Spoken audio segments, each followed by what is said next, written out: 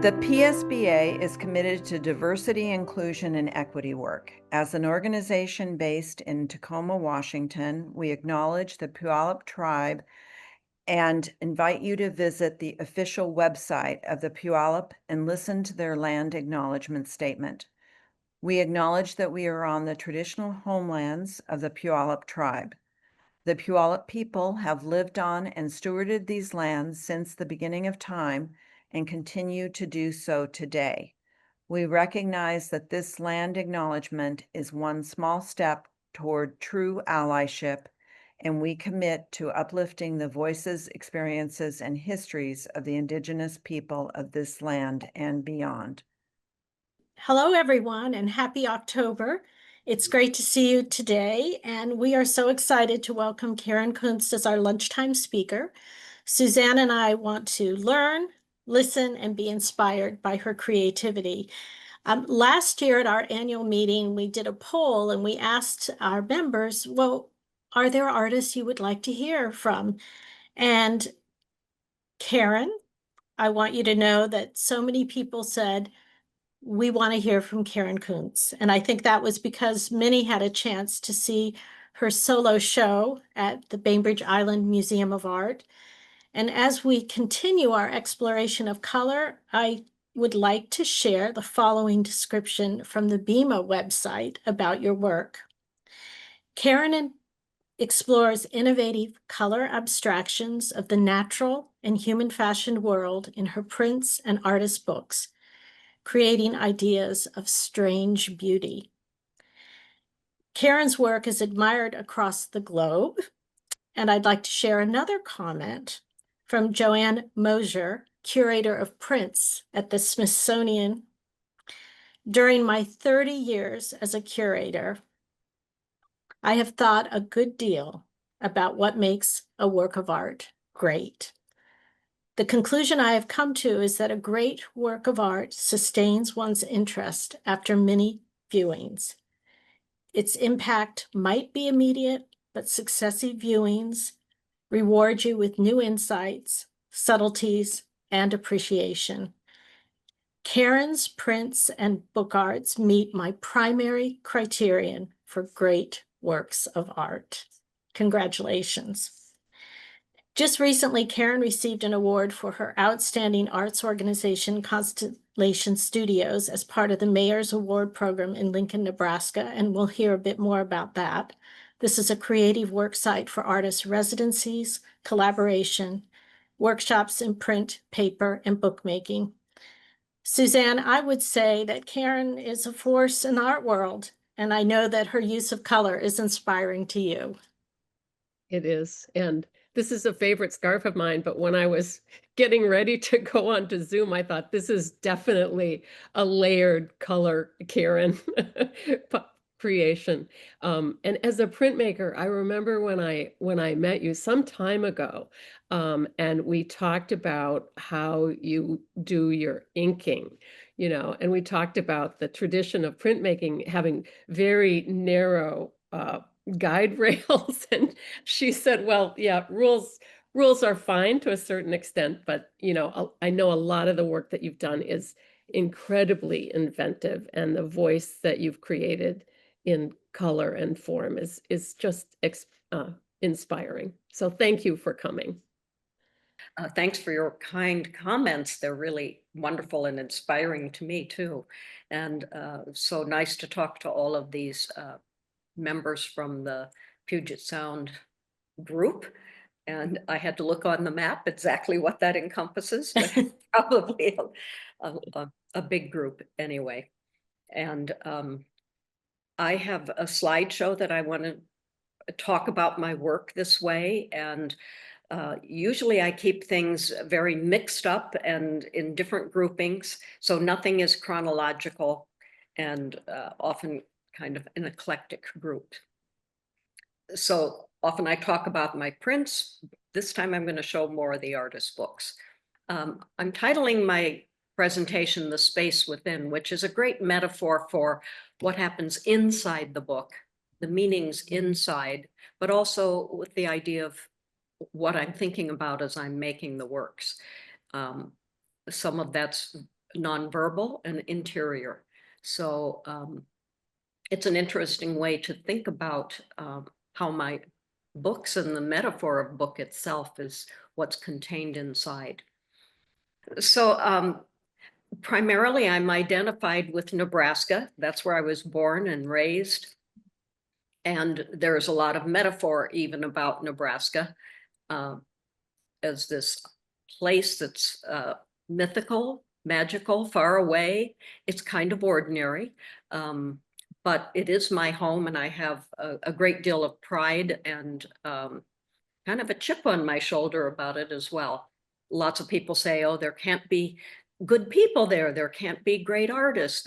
All this stuff that is not true, and it's not flat. It's really big rolling, but you get the sense of all the big spaces. So here I am, 3 years old, picking up walnuts in our backyard. And to me, it's really the start of the idea of understanding where I'm from, and having that identity is something I've wrestled with all these years too. We took lots of family vacations in the Midwest and off to the Rockies and up to the Boundary Waters in the Vista Cruiser. So being raised in the 50s and the 60s, that had its own influence, of course, but I think I have a mental map of all the locations that we've been at, and I still need to rely on mapping for understanding place. Here I am with my sisters and little brother in our Czech costumes. We learned Czech songs from my grandmother. I'm the second one from the right. And I learned, quite a while ago, actually, that my great-grandfather did some bookbinding. He was probably binding magazines, nothing special, but just that stamp of his purpose of collecting these magazines and keeping a record of them was pretty interesting to know. Through all those vacations and traveling, it was about a quest.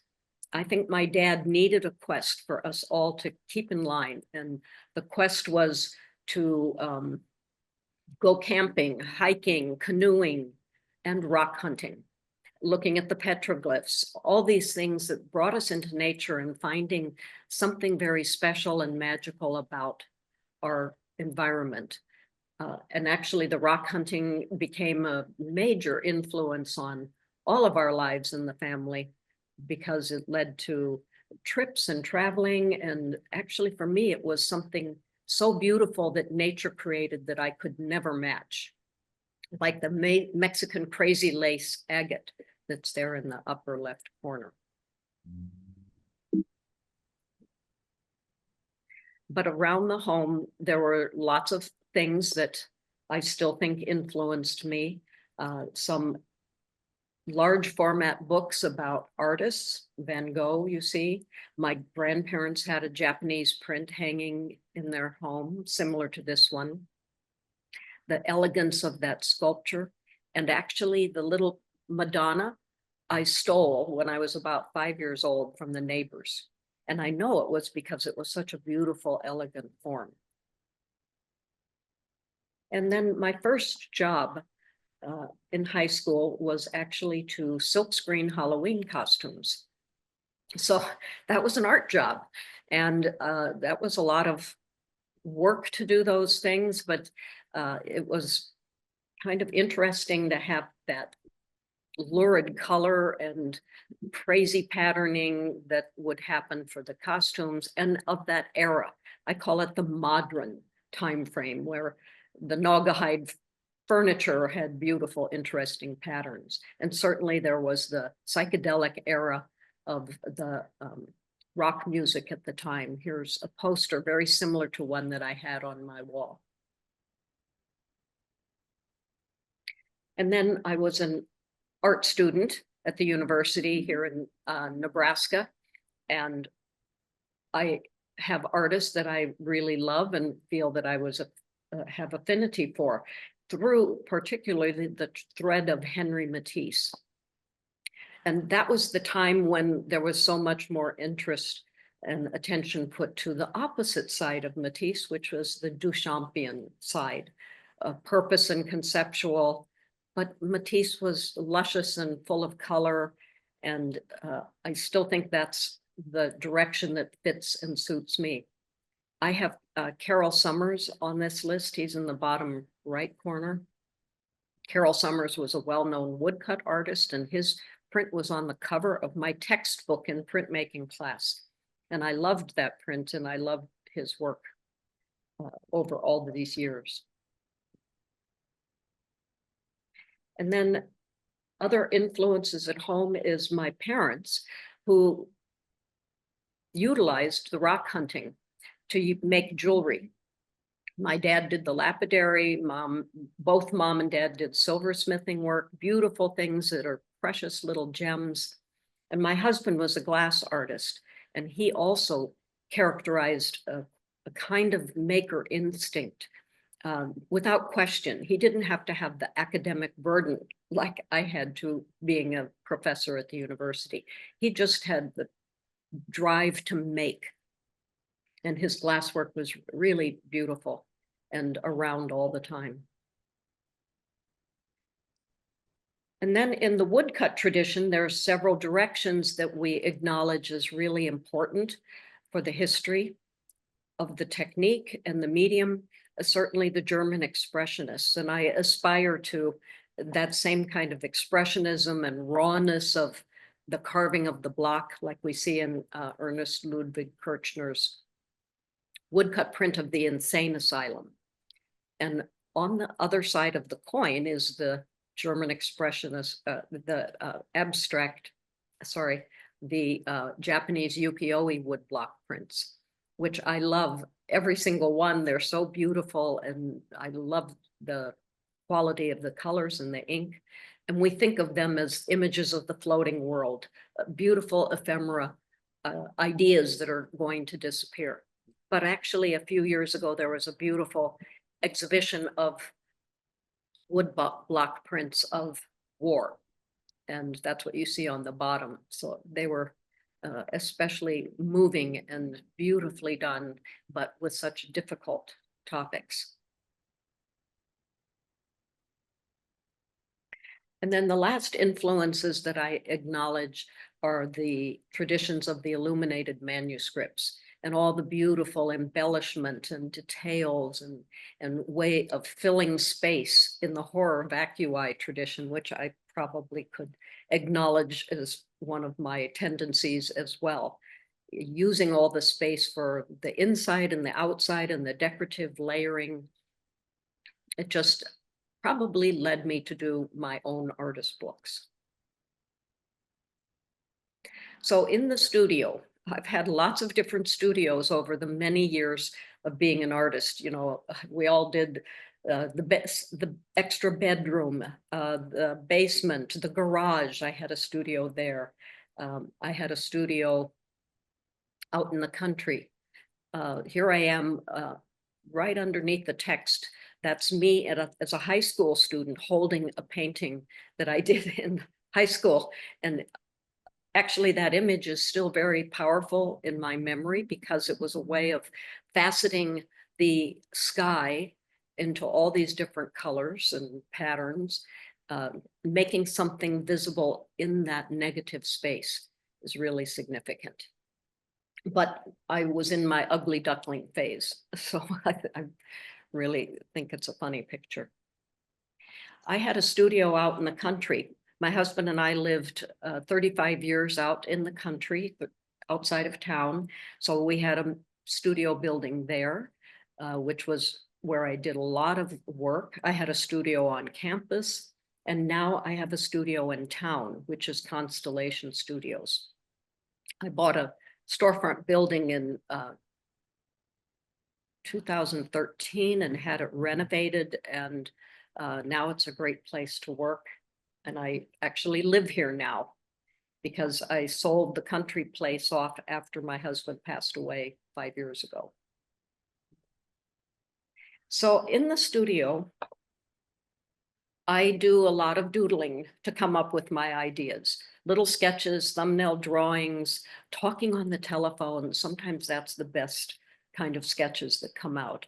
And I develop my ideas from doing all of these little doodles rather than any observation of nature. Maybe it's the memory of things that I've seen that have gotten so embedded into me right now that I can translate them.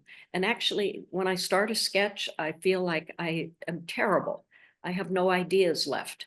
And I have to treat it like exercise.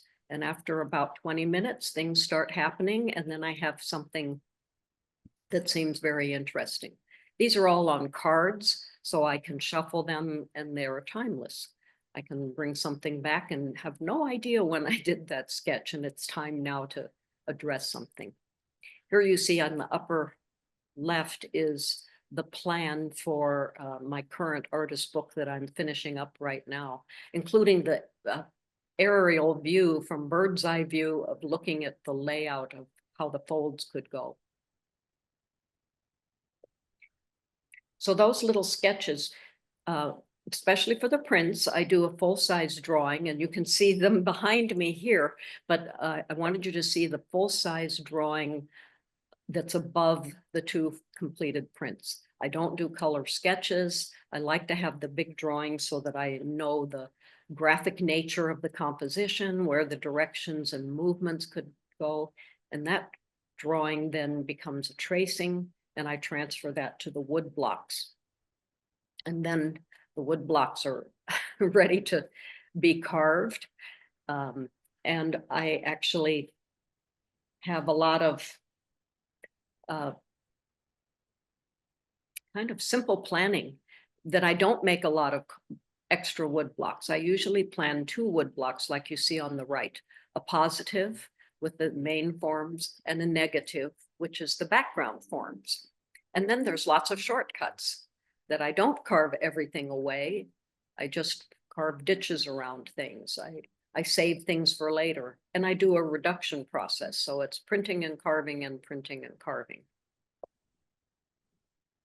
Here you can see what happens is that actually it's very empty at the beginning of a print, like I'm pointing there at the start of an edition where there's just patches of color down.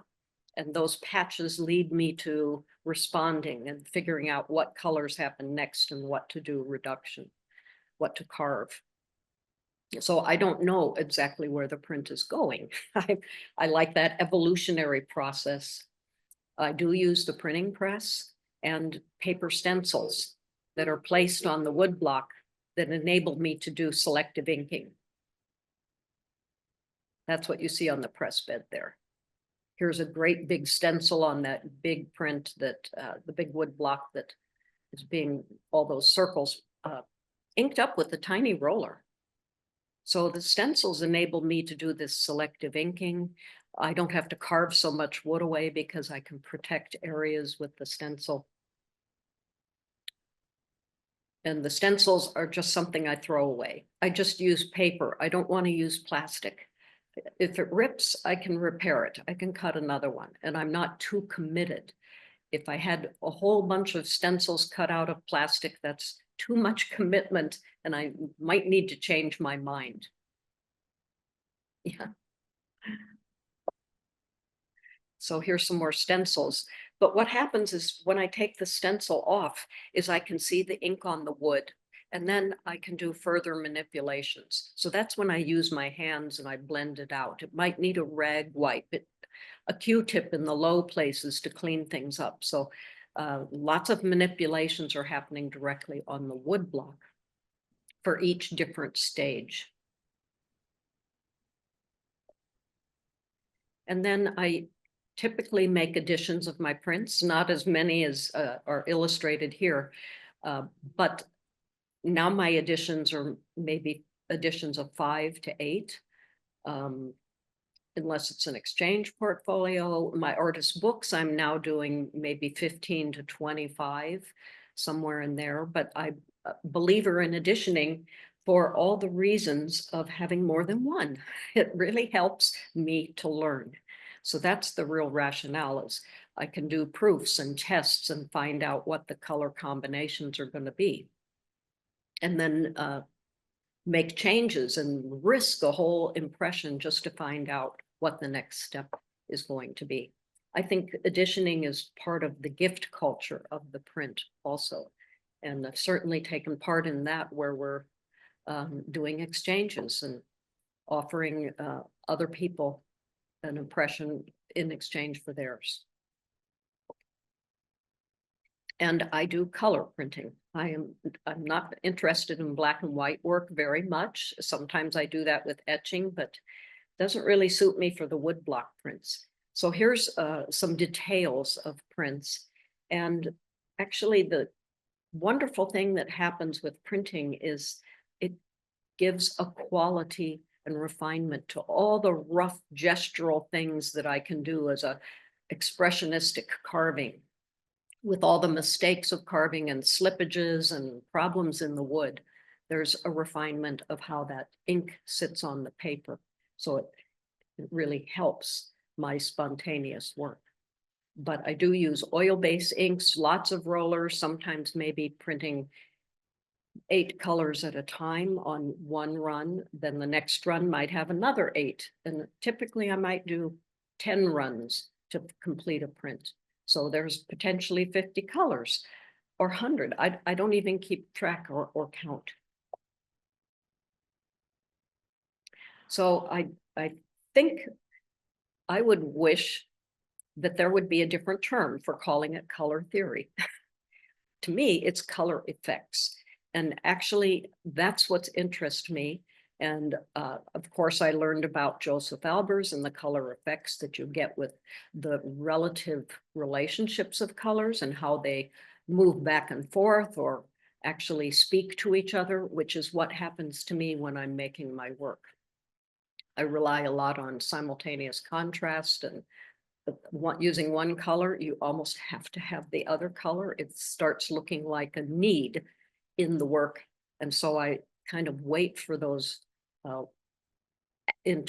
interactions with color and with my sensibility of viewing.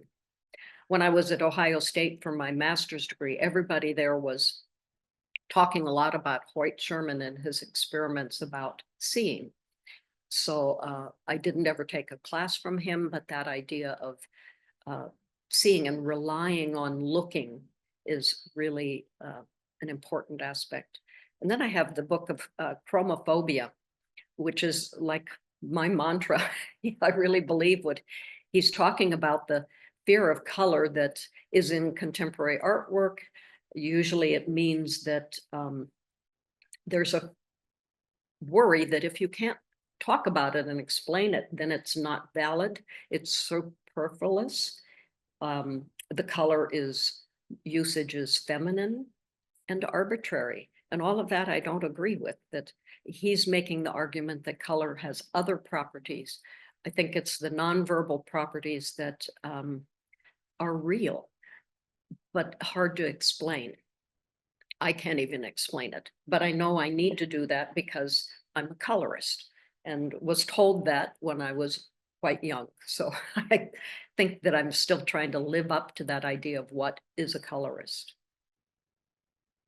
So why make books? And I can talk a little bit about my journey and show you some examples.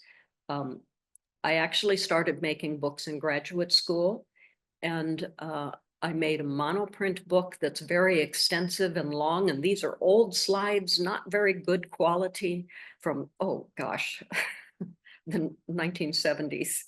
So, but I thought it was a way to put prints in another form. And for me, that's always been kind of the motivation. And of course, when I came back to Nebraska to teach at the university, then one of my interests was taking a course with Harry Duncan, who's considered the father of the private press movement. And his goal was to make accessible books with beautiful aesthetic that espoused Beatrice Ward's crystal goblet theory of book design. And that's where no parts outshine the other parts. I made illustrations for one of his books. and he was printing it on a hand press. So it was really a wonderful way to learn. I think my typography aesthetic is still coming from Harry Duncan's simplicity. And I try to be inventive with typography, but I'm hand setting type and know of the limitations there. So my bookwork that I made at that time played with the space on the page. A lot of empty negative space, which is still a major concern for me. What happens in the emptiness, in the void, and how important that is. It becomes this personal game for me, where and how to use the white of the paper. Many of my prints I've also thought refer to bookworks, and not literally, but just kind of in the way some of the forms fold and play, like this print. And Verse from Macrocosmica is a meditation on a song structure, up and down notes, loud and soft, the dynamics of those forms. And stack is a group of related pages or plywood pieces that they end up suggesting the book-like forms to me. Here's another one, geological layers inside a square structure. And then these elongated layers that suggest sequences and also map-like pathways. These are on shaped papers that stretch out, I don't know, they're probably 60 inches long. And then all these years, my other research is into materiality. I use wood, so I have to think about wood, and I like to look at it wherever it might be. And the wood that I use, even for woodblock printing, has the implications of about something that was once alive, now being revised and used again. Its life wasn't in vain because I'm creating something from it. And it's something that we've always had to use as humans.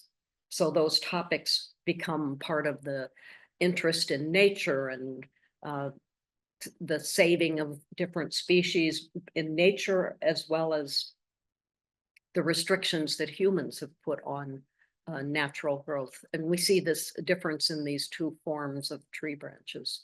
One's more geometric, the other's more curvilinear. And then my other research is into paper, because I've always used interesting papers, primarily Japanese handmade papers. In Japan, I got to play with making paper. I would never be as good as the masters, but I love the quality of the kozo natural fibers. I helped this lady in the factory one day pick the specks of bark out of all the kozo fiber. It's a tedious, long job. But I can't make enough paper to satisfy my needs for my prints, but often in my artist books, I do use some of my own handmade paper. And that has led to the interest in some of the papers that I choose over these many years. And then, of course, I have to celebrate Gutenberg, and we all are inheritors of that history. I'm interested in those early forms of information transmission that led to the beautiful incunabula books, the time frame when those books were made, and the design aesthetics that happened, and this transmission of a technology along with beautiful design. I still like to handset type. I have my own type collection. It's not great, but it suits me. And I'm quite afeared of the letterpress printing expert world out there who know I'm not so perfect, but I like to do it, and it suits me in my work. So quite often my artist books do include some poetry or text or play with the typography. So I'm interested in that definition of the the book, the history of it is so tied to printmaking history and the idea of the collection and the archive, the book as a treasure, which we see in these images of the first museums and the art archives that are in castle collections yet. But that's about the idea of gathering all those informations that I think is interesting. And I can see it all around in various things, piles of junk that's tied up or the stacks of wood. This artist has actually created a artwork sculpture out of bound together drawers. And then I'm interested in the different forms of communication that are based on other kinds of marks, other kind of languages that shares information, like the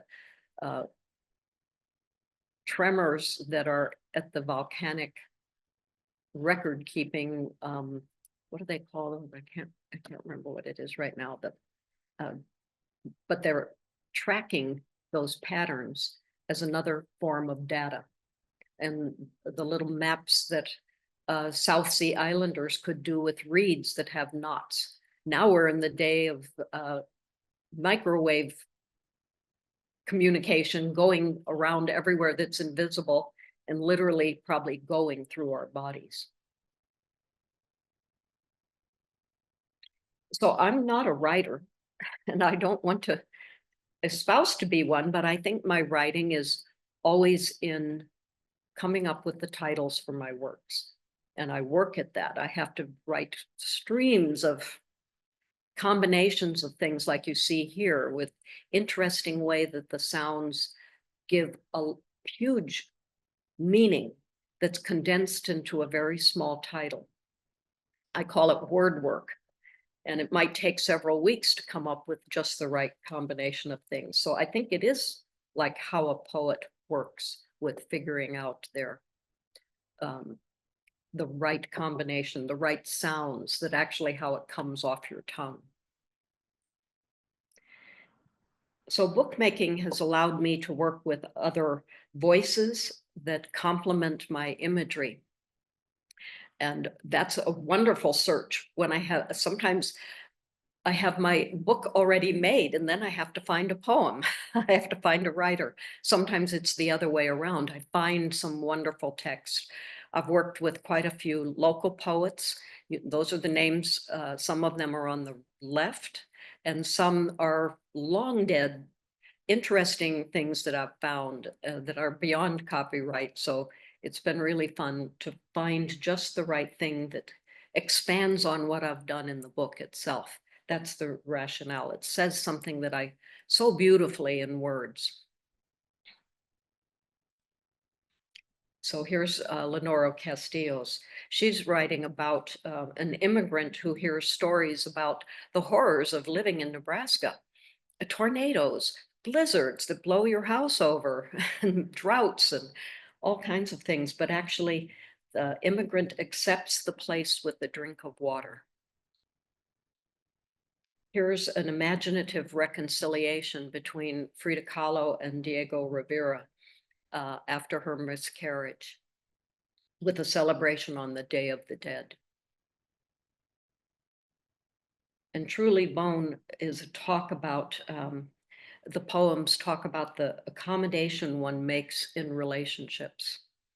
And that's often through flowers, through the heat of weather, and through letters.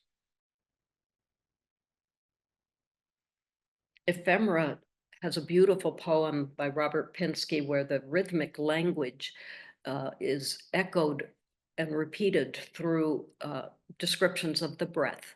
And the breath goes in the body, and the body has a spirit, and the spirit is in the air, and then it circles back around. And I like that kind of non-specific, non-narrative phrases that are used in the poems that I select. He imagines also another life form from a jawbone. And Offering Time is about giving up on the rush of life. It's like I'm using some of these poems to give myself my own advice, how to take and leave all the busyness behind and settle down and have a rest. Evocations is about the creative power to shape forms through these icons of these hands that are manipulating and squeezing and shaping.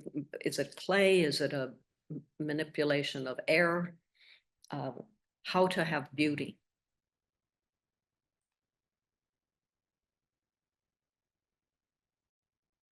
And then air, water, oil is a visual play with our obsessions. They're almost done in proportions, these big circles, and along with the cacophony of repeated text of words that are the justifications for all of these obsessions that we have.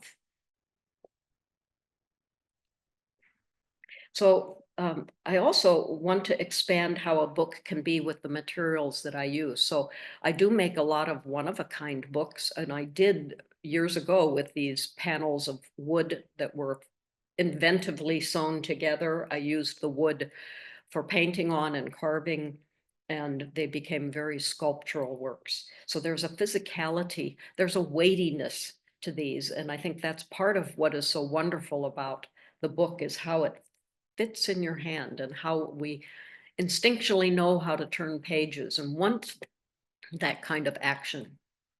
So here's some of these one-of-a-kind books that have spaces within that are holding a little natural treasure. They echo some of the carving that I'm used to doing when I carve my woodblock prints. I love how the color looks on the wood and the textures and the feel that I can have as I rub my hands across the woodblock. This is little paintings on wood that I did in traveling. It fit very conveniently into all my luggage. And here's another accordion fold style. I often like my works to be in the accordion fold because that is like a exhibition in miniature, and then it collapses and has that handheld feeling. So it's also about having big, big ideas, but in very small containers. Some of my print works have been exhibited in ways that references libraries or book presentation. Things are hanging out in space here where the light can shine through. And this work I actually printed on front and back. It works as a book. Some of the edition was bound that way, but others were presented in an installation format. So it exaggerates the folding of the space in the front and the back. My last sabbatical, I did research in Washington, D.C. at the Library of Congress and at the Smithsonian Dibner collection of the history of technology. And I was wanting to look for what was in these books from the incunabula era and do sketches and have new imagery that I could be influenced by. I was specifically looking for kind of technological information. What did they talk about in chemistry? What was alchemy? Often some of the books I selected were about military fortifications, how to build things, as well as stylizations of space and perspective. So those, you can see the book of Galileo's observations of the moon. It led to this series of prints and monoprints, summer edition. They worked as series across the wall in a big long frieze, as well as simple folio books that were displayed on stands. They have a sense of duality because I was joining pages together and felt like almost a collage approach to seeing what disparate things would match and cross that center divide.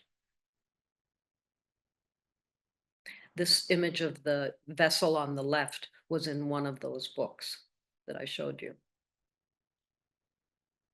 And this, I think, is still a recent work. It's done on handmade paper in collaboration with paper maker Helen Hebert. We came up with a design, and she made the paper and with beautiful watermarks, and I did the woodblock print. And so there's an interaction between the two. And this recent book deals with grief and about the tension of waiting. I was doing this at the right after my husband passed away, but also during the pandemic. So that sense of beauty and waiting and presenting and testing was so tangible for all of us at that time. And beautiful poems by Kandinsky. And here's the last image of the book works. I have many more. I can't put them all in one presentation, but the elemental forces here are at work. So now I have Constellation Studios as my project in retirement. I've had it now 11 years, a beautiful space with my facilities for printmaking, paper making, and book making. Artists come for residencies. I teach workshops here, and I don't have to give grades. So that's really a wonderful feeling. And I can do all kinds of interesting projects. The one on the bottom was done with a group from Venice, Italy, where we all made works in response to Italo Calvino's Invisible Cities. Here's a group of artists in residence. My statistics now say I've probably had about 80 artists in residence come in these 11 years. And I'm building an expansion. So there's currently a lot of construction going on the lot next door, where I'm having an expansion done to add more space with private studios, a classroom, a retail gift shop gallery, and a courtyard. So it's a very interesting thing to watch develop right here, and is fulfilling an expanded vision that I've had about how to bring people here to my studio. And you're all invited.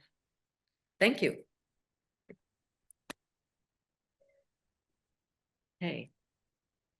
Karen, this is Jane, and it's Great. an amazingly beautifully presented presentation. It's so wonderful to have that. And while you were talking, I kept going back to the remarks of the curator at the Smithsonian, just saying that, once you look at something, you want to go back and you see more and more and more. And I've looked at your work, and today I see new things reflected. And it's incredible. I appreciate knowing so much about your influences.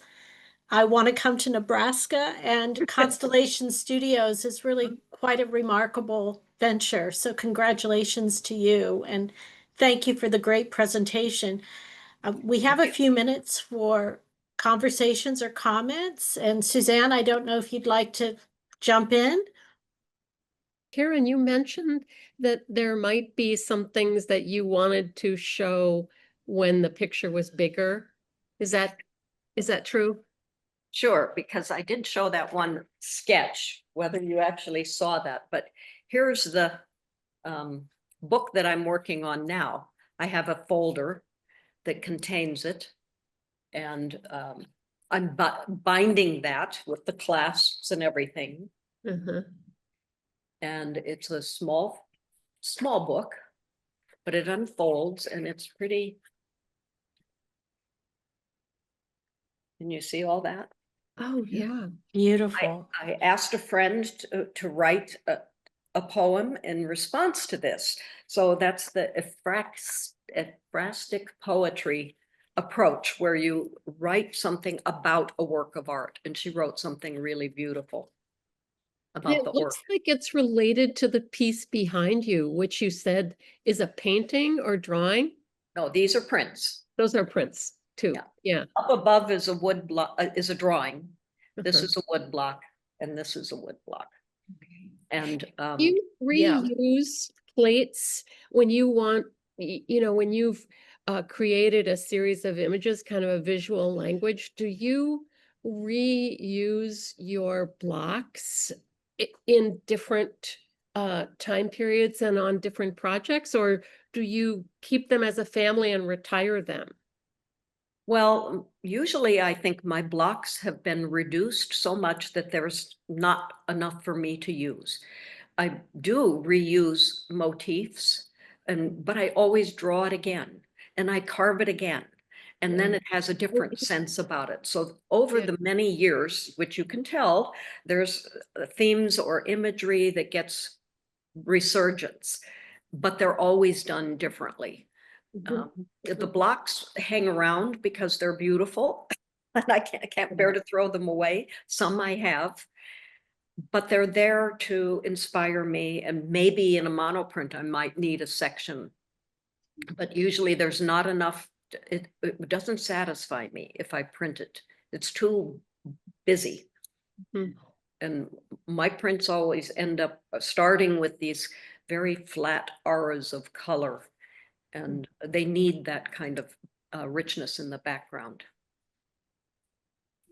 And do you have particular ways that you choose a palette for each work, or is that, it sounds like your process is pretty organic and that you do that first print, and then is it that conversation situation where you then respond to that with color as well as form? Yeah. Correct.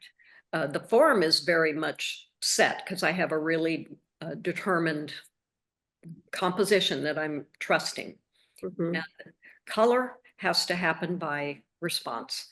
So at the beginning, it really almost doesn't make any difference what color I start with, as long as they're very transparent. They may be 80% or 90% transparent base with just a little bit of color, but there's still something there. And so that lightness, I can have a dark color be very light and a light color have intensity, and that helps kind of lay a ground so that I can start responding. It's almost like I have to use red, yellow, blues, and then I have to make versions of those. And often I say there's not enough colors. I, I feel like I have to constantly invent and find new colors, and that happens with a dirty knife mixing in the ink, and something amazing can start happening that way. Mhm. Yeah, so I don't have a predetermined scheme that I don't look at. Years ago, I used to do color swatches and study things for a couple days and look at it. And I don't anymore. I just go. I need that spontaneity. And I have just a couple questions about your use of words and language in your work. I love the ekphrastic idea. Your prints seem absolutely made for that notion of someone responding. Is this the first time you've worked in that way, or is this something that you've done before? Well, I've done it before, asking poets to respond to some idea that I wanted words for, but we didn't call it ekphrastic poetry that time. I didn't even know the term until, oh gosh, maybe 10 years ago, when I had some creative writing graduate students that brought all that up. So now it was interesting. She really did a beautiful job in responding to the movements and the play of how it's pushing against the structure that I did predetermine of that cut shape. Yeah. And I also, I was unaware that you created bookworks and then imposed the text on them later, like searched for the text. Mhm. But is that true with like your longer pieces, like the one you showed, where you you worked with the poet who wrote about Nebraska? Was that's a pretty old piece, but I always assumed Yeah. that though that was done, if not collaboratively, like both things existing at the same time and then joined together. I think that one was real collaborative. Okay, Yeah. thanks. But I think it goes both ways. Sometimes I had something really close to being done and didn't know what the text would be, and Mhm. go buy poetry books and start reading. And I don't normally read poetry except when I'm searching for something. And then it's really a kind of a wonderful way to find just the right thing. Mhm. And I think I have. So, Yeah, I would agree with the work I've seen. Thank you. yeah. Aaron, there are a few questions and comments about Constellation Studios. And maybe you can give us a little bit more information about how this came to be, and are you supported by the community and the city of Lincoln? And I think there's quite a few people that say they want to come visit you, and can they come? Well, Constellation Studios is my baby. It's my thing. I had many opportunities while I worked at the university, while I was teaching, to write grants and do research and seek funding, and I don't want to do that anymore. So Constellation Studios is where it's supposed to be a self-fulfilling income and expense. It kind of matches, and it's always kind of written about the same, with the fortunes of up and down. Everything that I do for my art biz goes into it, including if your honorarium for speaking, it goes into the big general pot. So I'm supporting it. So are the artists who join as members and pay their workshop fees and all of that. That helps. The only city funding I've had is in this expansion project. I have some TIF money, that's tax incremental financing from the city. And that's helping to do some of the environmental considerations with the HVAC, as well as landscaping, which I needed to have improved anyway. It's going to be beautiful out there by my mural.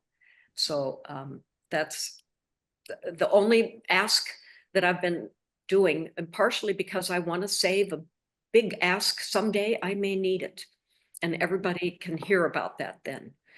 But it's really nice not to have to ask anybody else. I don't have a board. Maybe someday. I'm a LLC, limited liability company. I don't want to go the nonprofit route, because that always seems to me constantly asking for funding.